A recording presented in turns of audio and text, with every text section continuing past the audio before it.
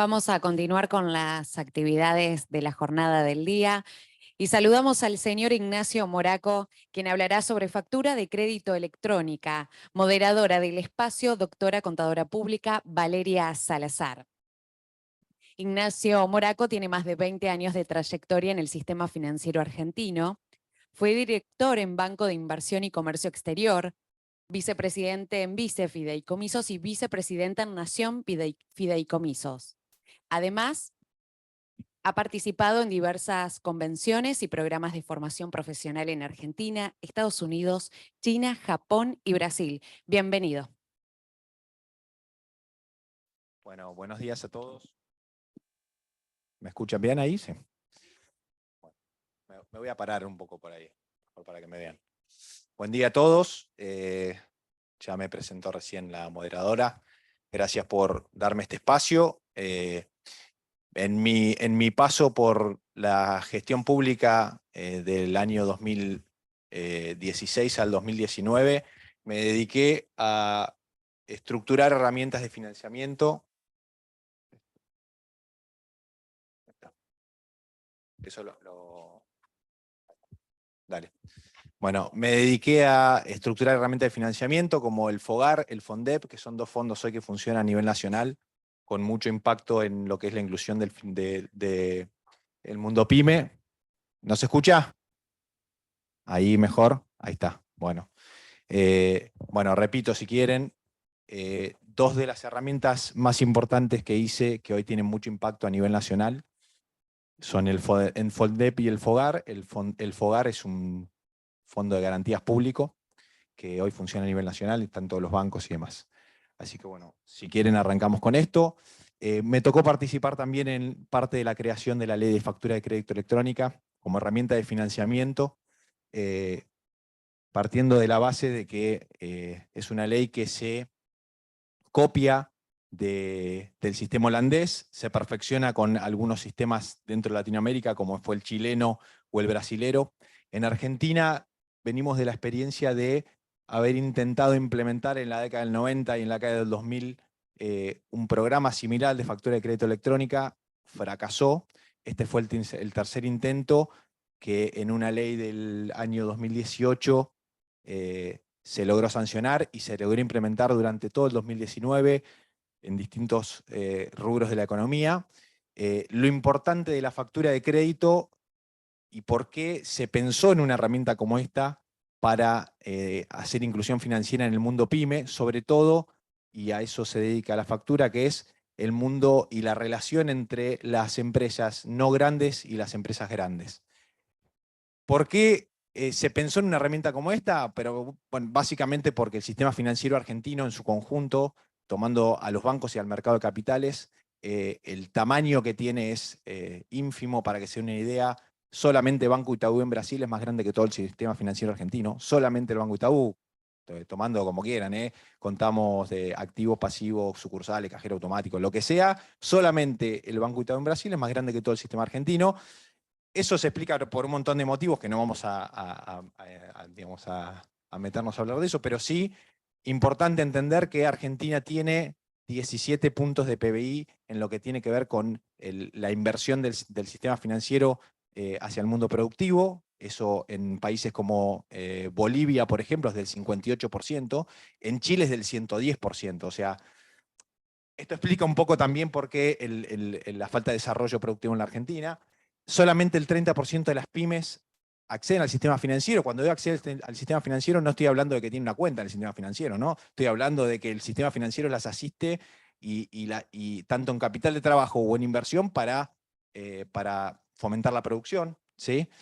Solamente el 3% de las pymes accede al mercado de capitales. El mercado de capitales en el mundo es la fuente más importante de financiamiento para el mediano y largo plazo a través de los fondos de pensión. La Argentina no tiene fondos de pensión hoy, por ende su mercado de capitales es muy chiquito, muy reducido. Lo único que hace es algo de las compañías de seguros volcarlo a capital de trabajo para algunas pymes, que como bien ven es del 3%. Nosotros cuando se hacían las convenciones en el Ministerio de Producción para hablar de factura de crédito, que venía más de 1000 o 1300 pymes, y preguntabas cuántas conocían lo que era una cuenta comitente, levantaban la mano 3 o 4. Es parte de lo que le pasa a Argentina, es parte de la falta de formación hacia las pymes sobre el mundo financiero. Hoy en la Argentina, y hace muchos años, no es tan importante ser eficiente en la producción, sí es muy importante ser eficiente en el manejo del capital de trabajo, y ni hablar impositivo, bueno, ustedes son los especialistas acá, ¿no? Por último, como dato importante, solamente el 10% de las grandes empresas en la Argentina acceden al mercado de capitales, o sea, me refiero a que o cotizan en bolsa o emitieron una obligación negociable o un título y demás. Ese número en el mundo desarrollado, está arriba del 90%. Las grandes empresas se financian en el mundo con el mercado de capitales. ¿Por qué? Porque es el financiamiento de mediano y largo plazo. En la Argentina, el promedio en el sistema financiero de depósitos no llega a 45 días. O sea, imagínense cómo hace un banco para financiar una empresa a 12 meses si sus depósitos promedios son de 45 días. Bueno, es parte de un problema de inestabilidad macro y demás que lleva la Argentina hace muchos años. No hace falta que les cuente mucho de eso. ¿Por qué pasa todo esto? Bueno, obviamente por un montón de motivos que ustedes también los conocen muy bien, pero podemos hablar de la economía informal, de la inflación, de las crisis cada 4, cada 2, no sé, cada los años que querramos ponerle, presión impositiva, nuestro socio del Estado en la presión impositiva, regulaciones, burocracia, y de acá para abajo, donde más me interesa a mí, porque es donde vamos a meternos a hablar de la factura puntualmente y cuáles son las bondades que tiene un instrumento como este. Regulaciones, burocracia, desconfianza y desconocimiento. Desconocimiento está lo último, pero yo lo pongo arriba de todo, porque la realidad es que el mundo, para el mundo pyme, los ministerios de producción y de financiamiento capacitan a las pymes. Es muy importante capacitar a las pymes. Esto como la educación del pueblo. Bueno, la educación, las pymes están manejadas por personas y es importante capacitar a las pymes para que puedan acceder a financiamiento sustentable. Porque financiamiento hay un montón de alternativas. Ahora, sustentable es poco. Porque claramente, ni hablar de los niveles hoy de tasa que estamos viendo, que no solamente te comen, no solamente hoy, lo venimos viendo hace tiempo, no solamente te comen la ganancia, sino ya que te comen el capital de trabajo, porque estas tasas se terminan haciendo imposibles. Y ahora vamos con el tema de burocracia, regulación. Regulación, el sistema financiero argentino está regulado desde Basilea hasta el Banco Central, en el medio, pasando por un montón de normas que, en vez de generar inclusión financiera al mundo pyme, generan exclusión financiera. Siempre digo lo mismo, espantan a las pymes del sistema por un montón de motivos, porque si tenés deuda previsional, no podés tomar un préstamo antes de si no lo cancelaste antes, porque si te atrasaste en la cuota de un préstamo, estás en situación 2, los bancos no te pueden prestar porque tienen que previsionar la deuda. Entonces, en vez de incluir en el peor momento a la pyme adentro del sistema para ayudarla y hacerla salir adelante, terminás expulsándola porque obviamente hay un montón de regulaciones, y cuando en un país que viene hace tantos años con problemas macro y metés parche tras parche, las normas al final terminan enredándose entre todas. Entonces, si uno mira las normas en el Banco Central, por ahí de financiamiento pyme tenés 100 normas que hablan de lo mismo, pero una traba a la otra, y al final, cuando terminas haciendo el número final, bueno, hace que la pyme no pueda acceder al sistema financiero. Y es la realidad de hoy. O sea, solamente el 30% de las pymes acceden. El resto queda fuera. ¿Y dónde termina? En un montón de alternativas que obviamente hacen inviable cualquier negocio. ¿Qué activo rinde en la Argentina más del 70% anual? No existe. En el mundo los activos rinden entre el 3 y el 4. En la Argentina tienen que rendir el 70 para que te rindan. Entonces, se torna inviable.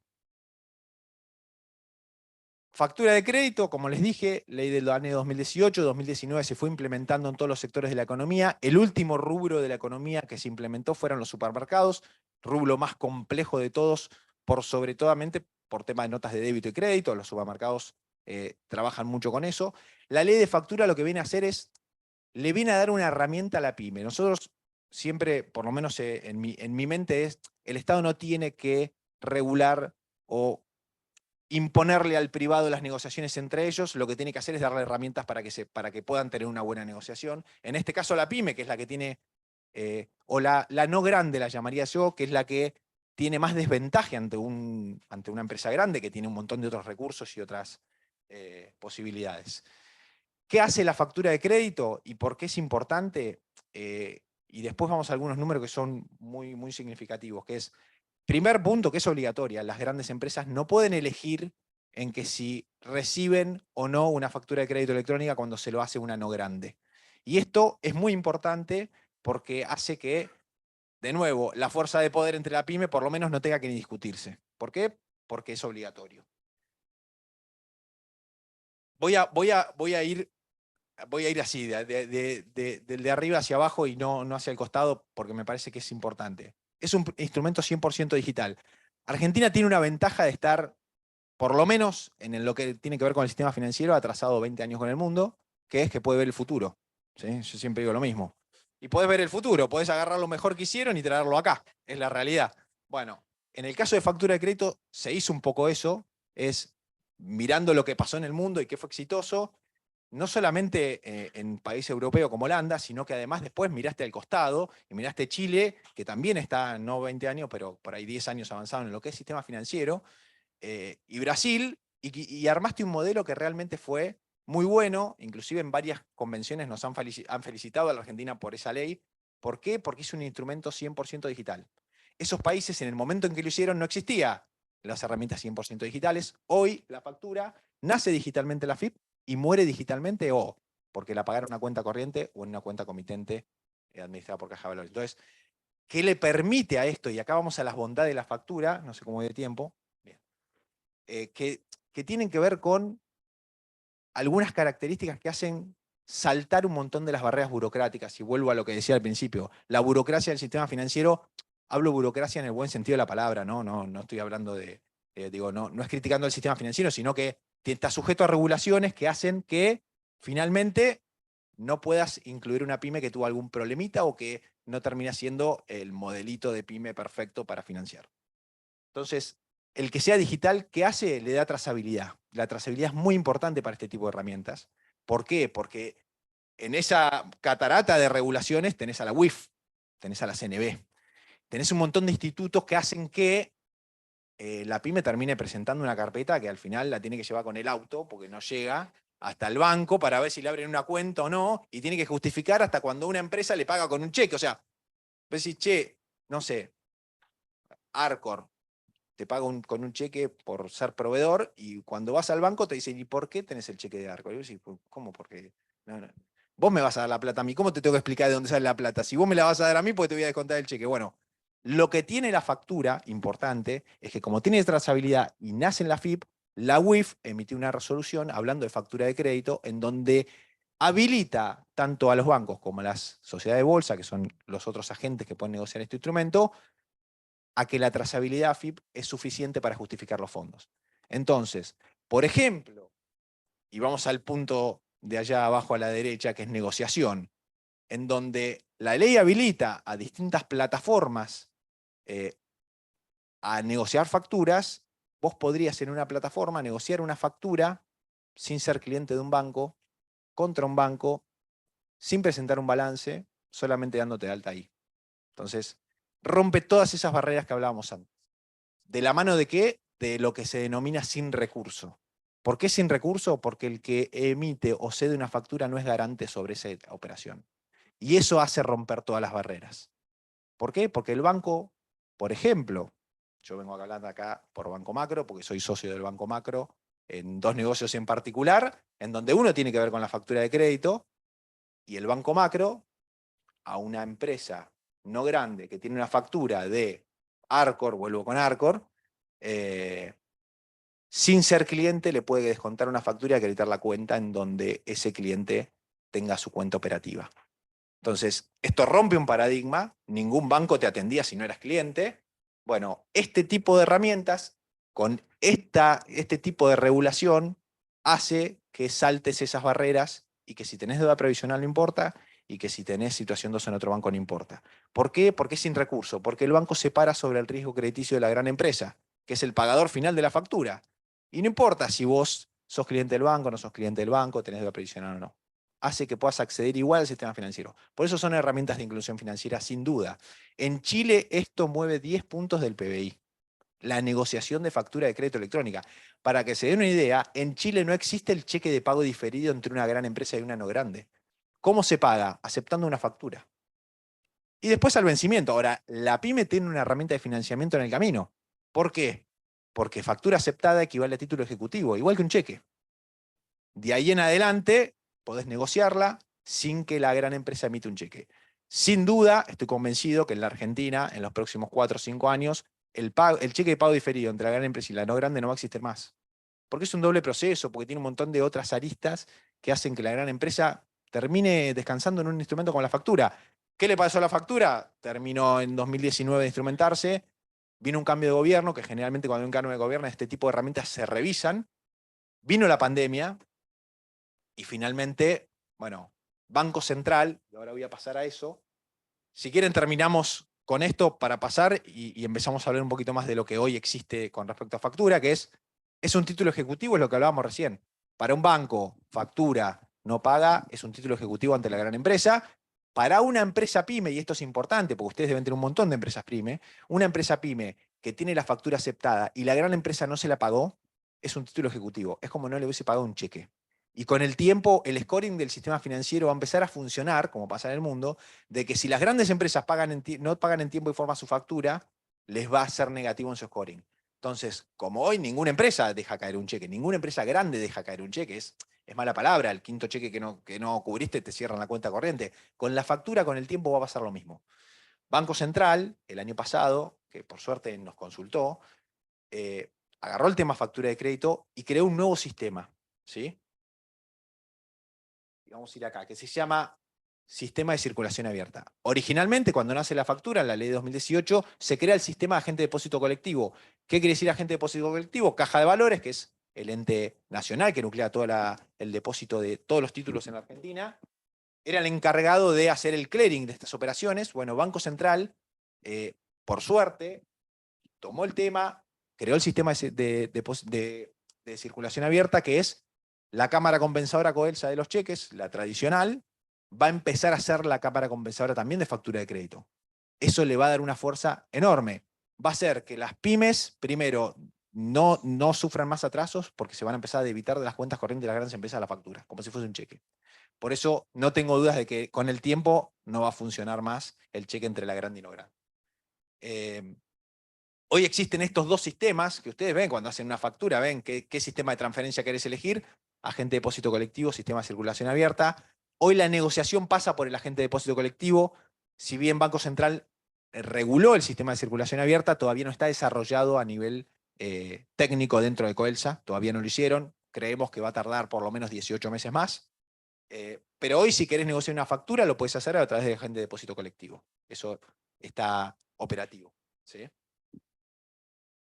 Vamos a las características de lo que es la factura. Hoy una pyme o una no grande le emite una factura a una grande, excluyendo sector público. Se excluyó el sector público.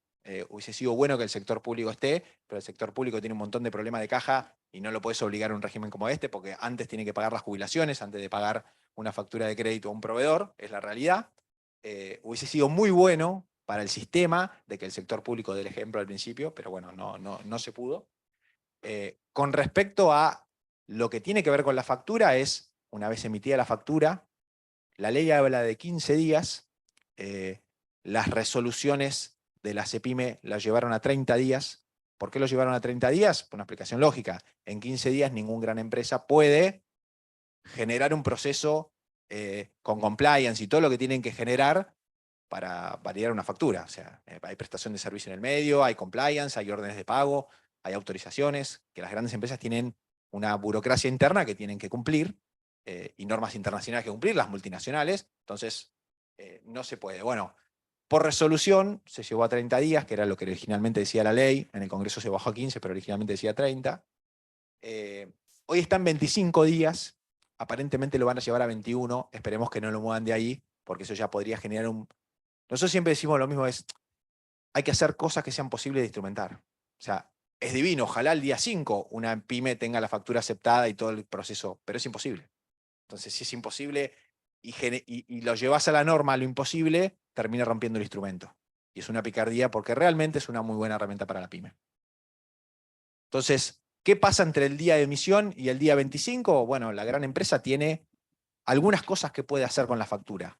Lo que es seguro es que tiene que hacer algo, porque si no hace algo, se acepta tácitamente la factura.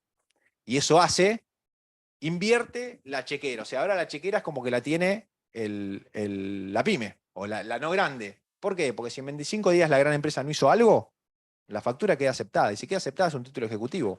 Y el que paga mal paga 2 veces. ¿Qué quiere decir esto? Si vos sos gran empresa y no emitiste los controles que tenías que hacer y la factura se aceptó sola, y la pyme la negocia, o no la negocia, espera el vencimiento, se la tenés que pagar. ¿Por qué? Porque no cumpliste tu obligación de darle un tratamiento a esa factura. Esa responsabilidad la tiene la gran empresa. ¿Qué quiere decir esa responsabilidad? O la cancela, cancelación quiere decir transferencia o cheque, ustedes saben que el cheque es cancelatorio, no importa si es diferido o no, es cancelatorio. O la rechaza porque está mal el servicio, o no se prestó, o por el motivo que sea, dentro de los requisitos que pone la ley para rechazar una factura. Uno no puede rechazar una factura porque sí. Esto con el tiempo, seguramente la FIP, cuando tenga menos problemas dentro de la macro, empiece a ocuparte más de estos temas, que es muy importante que lo haga, porque las grandes empresas van a tener que empezar a cumplir esta regulación. O la acepta expresamente, aprieta el botón porque está de acuerdo de que ese servicio realmente se prestó, o se acepta por el correr del tiempo. Entonces, lo bueno de esto, y es la finalidad de la ley en su momento, que era que la no gran empresa tenga una herramienta de financiamiento en el plazo que sea. Son 25 días, bueno, ahora en 25 días la no grande se lleva una herramienta de financiamiento. ¿Por qué? O porque le cancelaron la factura, o porque le dieron un cheque, o porque tiene la factura aceptada. Entonces, el objetivo, que tenga una herramienta de financiamiento, se está cumpliendo hoy, ¿sí? Y después corre todo un proceso que tiene que ver con que si la negocia, no la negocia, no la negocia. Ya creo que estamos con el tiempo medio cumplido. Sí. Dale, ahí lo vi. Y si quieren, les comento lo último, que esto es lo importante, que es, este es el modelo que viene en el futuro, que es lo que pasa en el mundo, que es un proveedor de una gran empresa que a través de una plataforma que se denominan fintech, lo que es en el mundo de la fintech, puede terminar negociando con distintos bancos, sin tener cuenta y sin calificar crediticiamente. Y eso es lo que rompe las barreras de la inclusión financiera. Por lo menos en una herramienta que tiene que ver con el mundo y relación de grande y no grande. Que, último dato importante, que es, hay 1.250 empresas grandes en la Argentina, que las determina la FIP cada 6 meses contra la CEPIME. Se emiten 700.000 millones de pesos por mes en la Argentina de factura de crédito. O sea, la relación económica entre la grande y no grande son 12 puntos del PBI. Si logramos que la factura de crédito termine siendo la herramienta que es en el mundo, la inclusión financiera realmente va a generar un impacto muy importante para el sector productivo, sin duda. Hay algo más, pero les voy a dejar mis datos, mis contactos, para que el que quiera, tenga una duda y lo necesite, estamos 100% a disposición. Muchas gracias. Muchas gracias, Ignacio. Muchas gracias. Hasta luego, que tengamos un buen fin de semana. Hasta luego. Agradecemos al señor Ignacio Moraco y vamos a continuar con estas jornadas, con el área de laboral, en el tema costos laborales de las empresas, análisis, su impacto en la actualidad. Continúa como moderadora la doctora contadora pública Valeria Salazar. Por favor, los relatores, acercarse al escenario.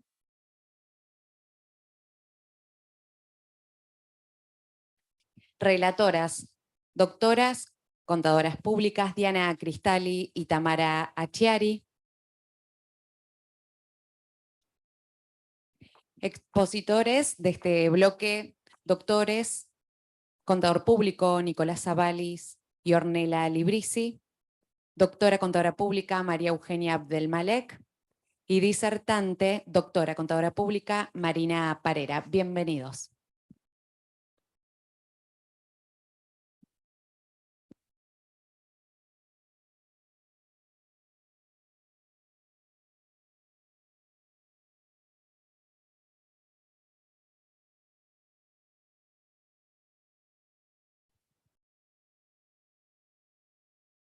Bueno, bienvenidos a los expositores de trabajos. Les vamos a dar la palabra entonces a los doctores Avalis y Librici, quienes van a presentar su trabajo, costos laborales, el gran reclamo de las pymes. Así que los escuchamos. Bueno, muchas gracias. Bueno, empezamos a hacer este trabajo sabiendo que tanto las empresas como las pymes, el gran reclamo que tienen es los costos laborales. Entonces, bueno, vamos a comenzar a definir lo que es el costo laboral, que es el desembolso en el que incurre el empleador para incorporar personal en relación de dependencia de manera formal, que incluye el sueldo bruto más las contribuciones. Bueno, el sueldo bruto sabemos que viene definido por la escala de convenio, con los adicionales que corresponden, los aportes, que son lo que se le retiene al empleado por recibo de sueldo, que eso es lo que uno ve, el empleado es lo que ve, que se le retiene por jubilación, obra social, y luego si está dentro de un convenio, obviamente los aportes sindicales que correspondan. Pero lo que no se ve son las contribuciones, que ese es el gran costo que tienen que afrontar. Bueno, dentro de lo que son las contribuciones, tenemos la ley 27.541, que es la Ley de Solidaridad Social y Reactivación Productiva, de Boletín Oficial 23 de diciembre de 2019, fijó cuáles son las alícuotas para las contribuciones. Entonces, el tipo de empleador va a determinar qué alícuota vamos a aplicar al momento de liquidar las cargas sociales. Entonces, si estamos en el inciso A, es decir, los empleadores que pertenecen al sector servicios o al sector comercio, mientras sus ventas sean mayores al nivel de empresa tramo 2, van a tributar al 20,4%, y para los restantes empleadores, que son del sector privado, que no está incluido en ese inciso, es decir, que tienen ventas menores a empresa mediana tramo 2, y también el sector público va a tributar al 18%. Es importante que cuando nosotros damos de alta a un contribuyente como empleador, en la parte de declaración en línea, tenemos que elegir el inciso por el cual tienen que tributar. O sea que es importante que sepamos si estamos dentro del inciso A o dentro del inciso B. Bueno, acá lo que vemos es la distribución de esos porcentajes. La mayor parte se la lleva obviamente del sistema previsional argentino. Después tenemos lo que es PAMI, asignaciones familiares y Fondo Nacional de Empleo. Otra de las contribuciones que tenemos es, bueno, obra social, que es el 6%, ART, que en este caso decimos que es un punto en el cual como contadores podemos lograr algún tipo, digamos, de ahorro en costo, porque la ART se compone de un importe fijo, de un importe variable, que se aplica una alícuota sobre la masa salarial, y en ese punto es donde nosotros podemos buscar distintas cotizaciones para lograr la mayor, digamos, ventaja posible en este punto. Y también tenemos una cuota fija que se destina al Fondo Fiduciario de Enfermedades Profesionales, que este importe se incrementa de acuerdo a la variación del RIPTE. Teníamos para agosto 141, para septiembre va a ser 149. Después tenemos lo que es el seguro de vida, que está fijado en 37,21. Bueno, este seguro tiene una finalidad eminentemente social, que cubre el riesgo de muerte de todos los trabajadores, con excepción de los que se encuentran dentro del régimen agrario y los que tienen contratos por menos de 30 días. Bueno, se fija de acuerdo al salario mínimo vital y móvil de diciembre, se toma ese valor para calcular la suma asegurada. Se determina 5,5 salarios mínimos vitales y móviles, y esto rige a partir del 1 de marzo. La suma asegurada que tenemos ahora es 181.500, y la prima de emisión es 37,21, que bueno, de acuerdo a la ley del seguro se calcula como 0,205 milésimos cada 1.000 pesos. Ese es el importe que tenemos ahora. Bueno, hasta ahí lo que nosotros vimos son las detracciones que vienen definidas por ley para todos los trabajadores, pero bueno, sí, obviamente que estamos ante un trabajador que está regido por un convenio, vamos a tener otras contribuciones sindicales, o por ejemplo, si estamos dentro del régimen de la construcción, vamos a tener una contribución adicional que es del 5%, porque bueno, ellos tienen un régimen jubilatorio distinto, se pueden jubilar a los 55 años, entonces por eso cuando estamos en la declaración en línea, sabemos que hay en condición, tenemos que poner condición 5, un régimen diferenciado, e indicar el porcentaje de alícuota adicional que tienen que pagar. Bueno, esta misma ley que estábamos nombrando, esta ley de reactivación productiva, también fijó unas detracciones como para traer un poco de alivio al sector, tenemos la detracción que es por trabajador, que se fija en 7.003,68, es decir, sobre la base imponible que nosotros aplicamos la alícuota para calcular, por empleado vamos a detraer ese importe, que digamos, se proporciona en función de la jornada y en función de los días trabajados, y si estamos liquidando el SAC, también se va a incrementar en un 50%. Y bueno, esta misma ley también fijó una detracción por empleador que de la suma de la base imponible sobre la cual aplicamos el porcentaje de contribuciones, vamos a deducir 10.000 pesos. ¿Qué? Esto, digamos, el cálculo cómo es, o sea, si nosotros a esos 10.000 pesos le aplicamos la alícuota que nos corresponde tributar, ya sea el 18 o el 20,4, tenemos los famosos 1.800 pesos que deducimos todos los meses de las contribuciones. Y también fijó en el artículo 21 la posibilidad de computar como crédito fiscal de las contribuciones efectivamente abonadas el punto porcentual que establece en su anexo 1 para cada provincia. Para Santa Fe es el 2,2%. Bueno, respecto a estas detracciones, si bien el espíritu de la ley fue traer un poco de alivio al sector, no hubo aumentos en los importes, entonces resultan realmente poco significativos debido, digamos, a que son importes que ya han perdido, digamos, significación en lo que es los cálculos. Bueno, también vamos a hacer mención a otros costos laborales que están presentes, incluso algunos antes de, digamos, tener ese personal en relación de dependencia, que es cuando iniciamos la búsqueda de personal, cuando tenemos que definir un puesto, entrevistas. Esto se incrementa si además tenemos que tercerizar hacia una empresa de recursos humanos. Luego vienen las capacitaciones para el nuevo puesto. También, bueno, tenemos otros beneficios como son entrega de elementos de trabajo, uniformes, viandas, servicio de celular. También un punto que hacemos mención en el trabajo fue el tema del teletrabajo, o sea, todas las herramientas que se tuvieron que brindar para poder ejercer el trabajo de manera remota. Otro de los costos que también es importante son los imponderables ante accidentes de trabajo. Y también lo que tenemos son las desvinculaciones, las indemnizaciones y los juicios laborales, que sabemos que esto es un costo muy importante a la hora, digamos, de tener que desvincular a una persona. Bueno, esto hace que, bueno, que la inflexibilidad de las leyes argentinas también supone un costo laboral para las empresas, porque es difícil de cuantificar, pero sabemos que esa rigidez o sea, genera digamos, en los negocios digamos, el pensar dos veces si tenemos que tomar personal, porque después qué vamos a hacer si lo tenemos que desvincular. Recuerden, bueno, acá traemos a colación lo que fue el decreto de necesidad de urgencia número 34 del 2019, que establecía la doble indemnización en caso de despido. Bueno, lo que decíamos, un poco lo que fue el contrato de teletrabajo, si bien algunas opiniones podían suponer que digamos, se podían ver disminuidos algunos costos porque el trabajo se realizaba desde los hogares, lo cierto es que lo que respecta a capacitación, ahí sí hubo un aumento de costo laboral para el empleador. Citamos los dos artículos que la ley se refiere a lo que es la capacitación.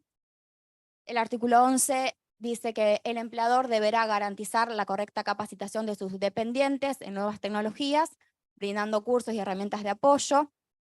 Entonces, bueno, este punto tuvo que invertir para que, digamos, se pueda teletrabajar, conocer plataformas, formas de escritorio remoto y capacitar en la utilización, además de proveer esos elementos, porque a lo mejor en su empresa tenía el layout de máquinas de escritorio con un servidor, pero no, eso no se podía trasladar a los hogares y de alguna forma tenía que darle el equipo para que pueda trabajar.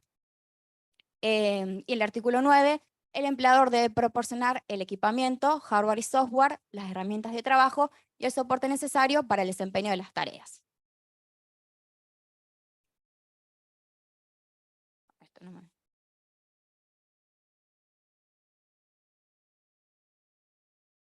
Ahí está. Bueno, también hacemos mención en el trabajo a un informe que está elaborado por la OCDE sobre los impuestos sobre los salarios en América Latina y el Caribe. Este trabajo, si bien es del año 2013, o sea que no es muy actual, sí ya da cuenta de la diferencia que existía en Argentina con el resto de los pares regionales. Porque según este estudio, Argentina tiene el costo laboral más alto de la región. No solo lo que respecta a las contribuciones, sino también a las leyes laborales. Por ejemplo, el trabajo señala que entre los 20 países incluidos abarca 34,6 en Argentina y vemos, por ejemplo, Brasil 32,2, tenemos otros países con más bajo, como Honduras 10%. Y también esto da cuenta de que estas altas tasas de informalidad que hay en América Latina se relacionan obviamente con estos altos costos por tener personal en relación de dependencia.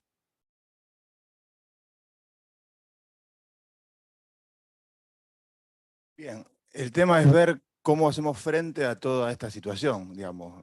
Ya conocemos las normas, ya conocemos cómo, o desde nuestro lugar, cómo podemos ayudar a mejorar o a disminuir este costo. Nosotros lo que vemos que, recién lo que decía la colega, se genera un círculo vicioso porque, digamos, las empresas frente a este costo van al empleado en negro y en realidad el Estado dice que no puede bajar las contribuciones porque como hay poco personal registrado, no alcanza para mantener todo el sistema previsional. Entonces, ver de qué manera podemos buscar esta herramienta para flexibilizar las normas laborales donde se incluya mayor personal y que el costo sea menor.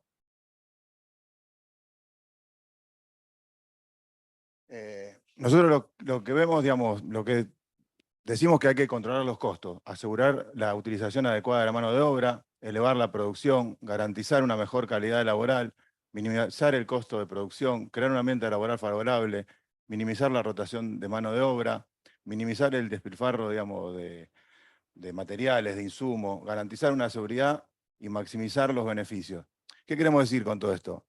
Hoy en día, la alta rotación de personal que hay en las empresas hace que el empleado no logre una capacitación o no logre una estabilidad laboral y, digamos, la empresa incurre en gastos, en capacitación, en poner, digamos, en tomar un nuevo empleado, en hacer una búsqueda y al final, al año, a los 6 meses se le va el empleado y tiene que empezar de nuevo. Entonces no mejoramos las condiciones laborales. Y esto encima, la empresa en 6 meses o en un año termina afrontando un juicio por despido de un empleado y esto es lo que, digamos, incrementa aún más todos los costos laborales, porque son todos costos que termina asumiendo la empresa. Los contadores en este área, digamos, como decía mi colega, nosotros podemos o tenemos la obligación de capacitar a la empresa en todo lo que es con respecto a las normas. Con respecto a la RT, podemos tratar de buscar, digamos, una mejor cotización o algo que beneficie, pero tenemos que estar constantemente actualizados. Hoy en día las normas laborales y más en la etapa que estamos de inflación y de cambio constante, hoy en día todos los gremios están cambiando constantemente los valores, los sueldos, hay actualizaciones.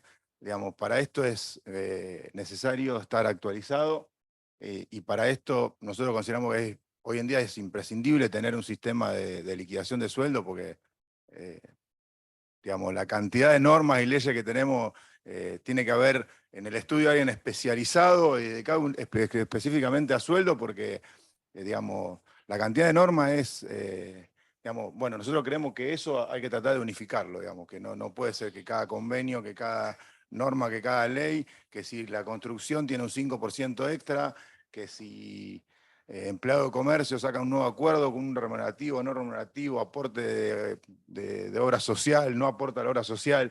Digamos, bueno, son todas cuestiones que hacen muy complejo el tema de la liquidación de sueldos para los contadores. Y encima somos nosotros los que tenemos que asesorar a las empresas en estas cuestiones de tomar una buena decisión. Bueno, las conclusiones son que las pymes sufren un elevado costo laboral, el cual se compone de una buena parte de las contribuciones realizadas a la seguridad social, que dicho costo es muy elevado incluso en términos regionales. La rigidez de las leyes laborales argentinas influyen negativamente en los costos laborales, que se requiere un adecuado control de costos laborales para la subsistencia de las pymes, y todo esto genera un grado de informalidad en la economía que se ha profundizado con la pandemia. Requiere del contador asesor en materia laboral una constante actualización en el área para una correcta y eficiente liquidación de sueldos, cargas sociales y apuntando a minimizar la carga tributaria. Nosotros frente a todo esto, las propuestas que realizamos es Escalonar las contribuciones patronales de acuerdo a las categorías PYME, al igual que existe hoy para impuesto a las ganancias. Implementar un beneficio para empleadores cumplidores e incentivo para nuevos puestos laborales. Nosotros vemos constantemente moratorias, planes de pago. O sea, hoy en día decirle al contribuyente que pague no tiene ningún sentido, porque sabe que a los 6, o sea, salvo lo que hablaron antes el expositor del tema de que no puedes sacar un crédito si tenés deuda previsional, el resto no tenés ningún beneficio.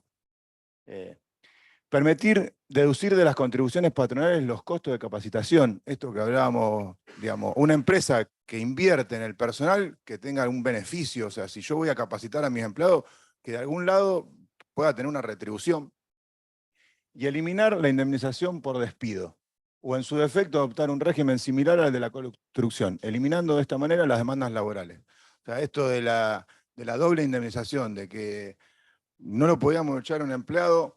Hoy en día, en todo el mundo o en la construcción, un empleado que no sirve, uno tiene que tener la libertad de poder despedirlo. Y hoy en día, la empresa antes de despedirlo, nos llaman a nosotros, nos preguntan cuánto es, cuánto me sale, cómo arreglo con el abogado. Terminamos llamando a un abogado, terminamos haciendo un convenio en el Ministerio de Trabajo y lo hace imposible. Entonces no podemos darle seguridad jurídica a la empresa porque cuando tiene que tomar un empleado ya tiene que estar pensando en cómo lo va a poder despedir. Y es, bueno, hasta acá es todo lo que tenemos para decirle.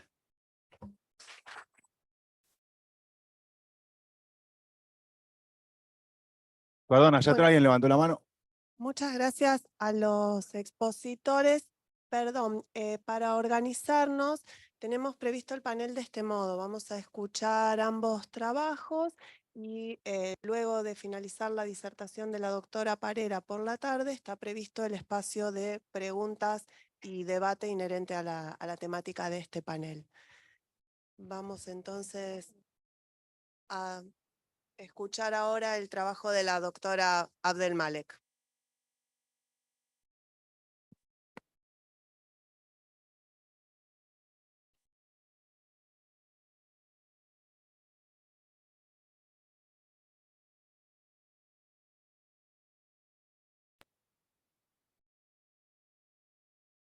Bueno, muchas gracias. Dentro de la temática de costos laborales, yo me enfoqué en aquellos costos laborales que generan mayores controversias para los empleadores.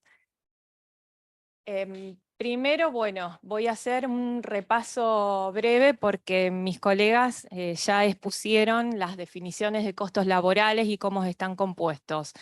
Sabemos que los costos laborales son todos los costos relacionados con tener un empleado en relación de dependencia, o sea, en blanco.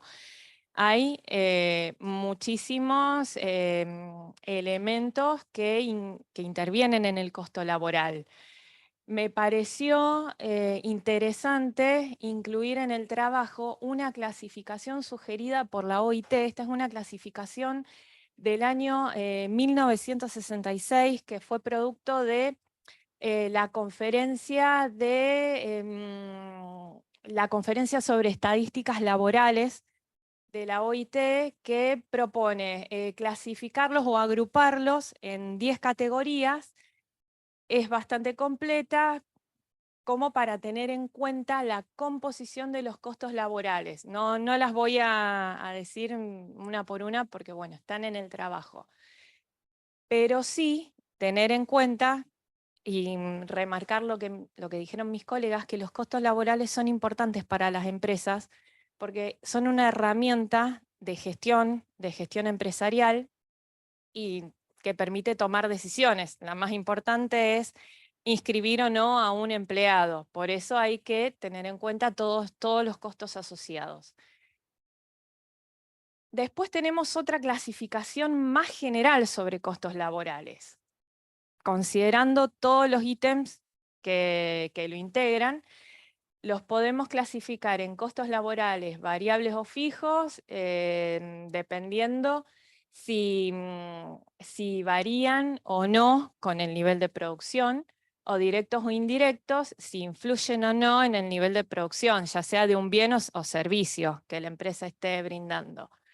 Pero también me pareció importante hacer hincapié, sobre todo en este trabajo, en aquellos costos que se pueden denominar como como ocultos o invisibles, que son los que generalmente el empresario no tiene en cuenta a la hora de armar un presupuesto para anotar a un empleado en relación de dependencia.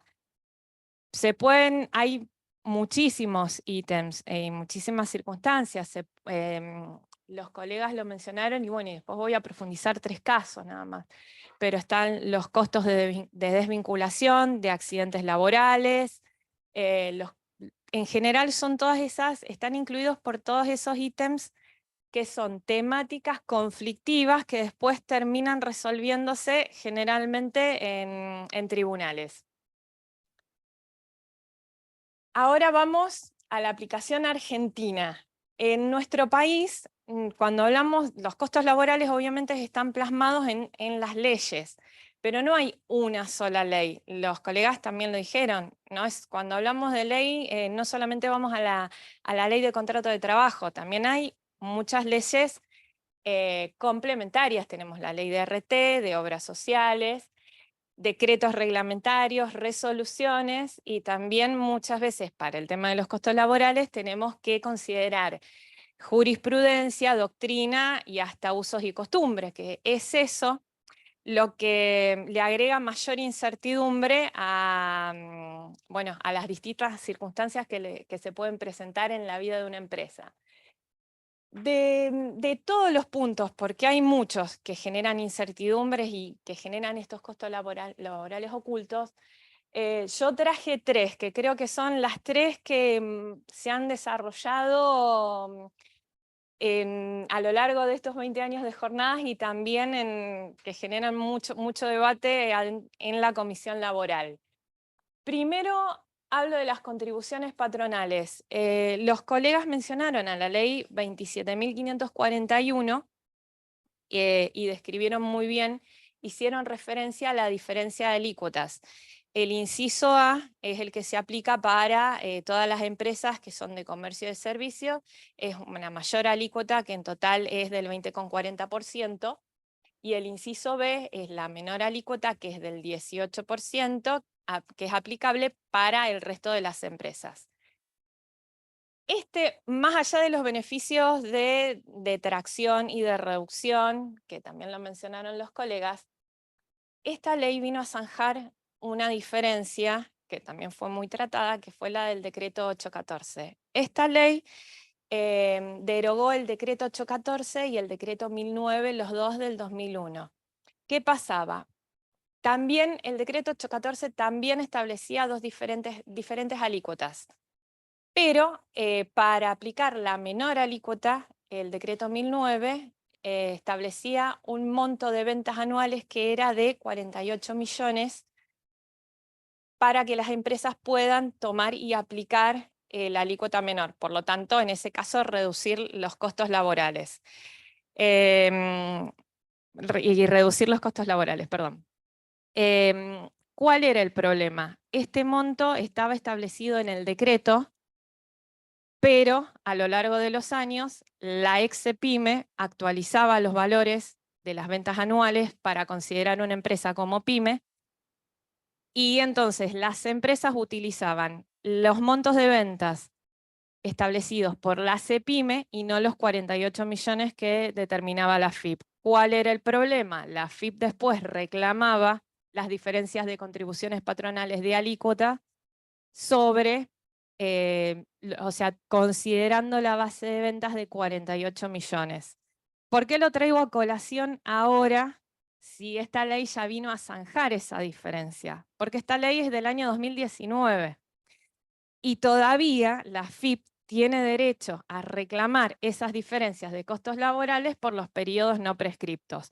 Por lo tanto, esto todavía sigue generando controversias. El otro tema que también genera controversias es el tema de los conceptos remunerativos y no remunerativos.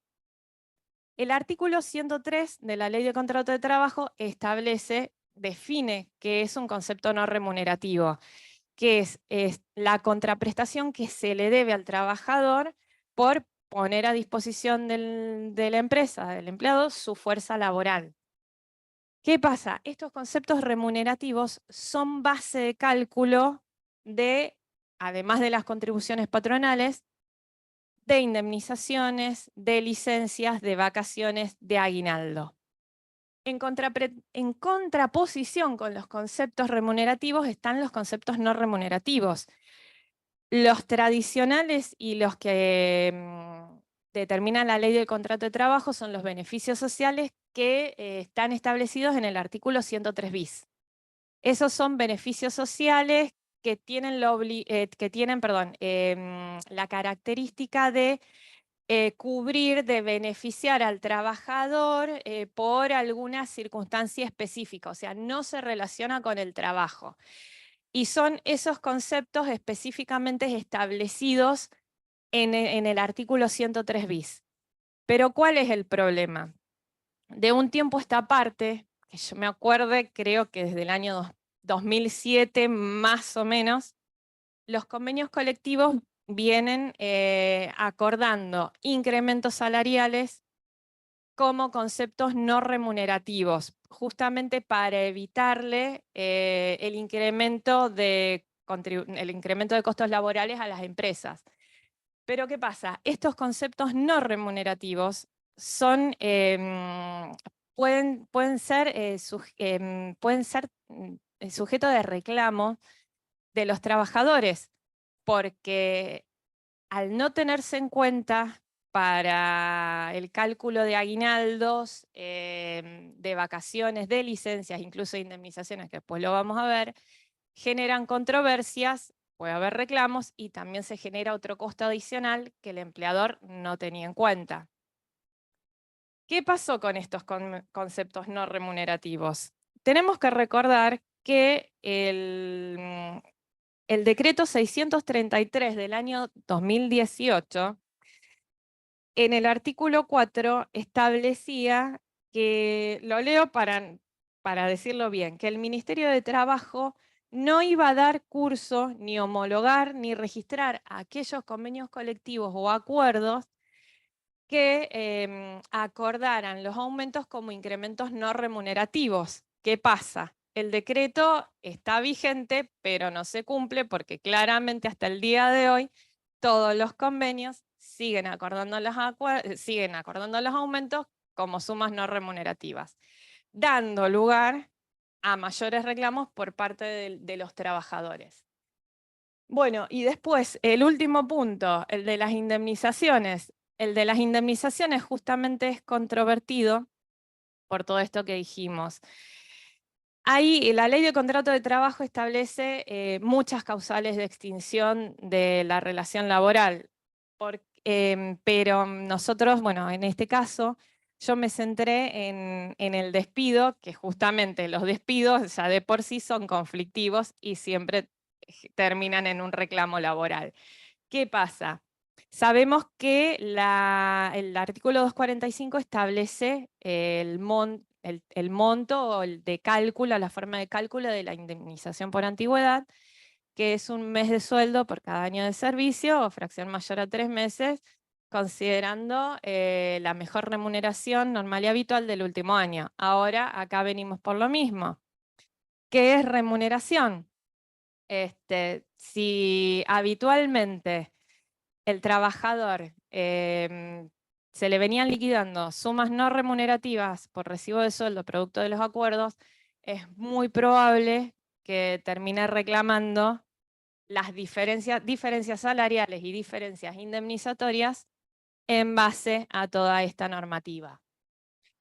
Entonces, para terminar, como conclusión, sabemos que estos costos laborales ocultos o invisibles son los que obstaculizan, impiden, dificultan la gestión de las empresas, sobre todo para la toma de decisiones, y favorecen la informalidad laboral. ¿Qué pasa? Ya vimos, y acá comparto con los colegas, la legislación laboral es cuantiosa, hay mucha, y no está organizada en un solo cuerpo normativo. Creo que no es nueva mi conclusión. La propuesta sería organizar en una legislación clara, actualizada, y proponer redactar el código laboral, que no es la primera vez en una jornada o en un congreso que se haga esta propuesta. Lo que pasa que cada vez es más necesaria porque, bueno, la legislación nacional es antigua, data de más de 40 años, se viene emparchando con otras leyes, otros decretos, otras resoluciones, incluso algunas que van en contra del sentido de la ley. Y bueno, creo que sería el momento justo como para sentarnos, pensarlo y poder organizar el cuerpo normativo y la legislación laboral, cosa que también nos facilita el trabajo a nosotros, como dijeron los colegas, en la tarea de asesoramiento que tenemos que darles a los clientes. Bueno, eso es todo. Muchas gracias.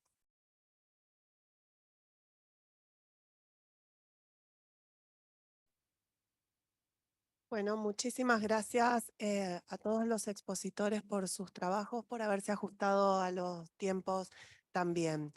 Sería el momento entonces ahora de hacer un corte. Tenemos el break del mediodía. Por la tarde, al regreso, a partir de las 14:30. A partir de las 14:30 los esperamos en esta misma sala para continuar con el panel Costos Laborales, escuchando la disertación de la doctora Parera. Gracias.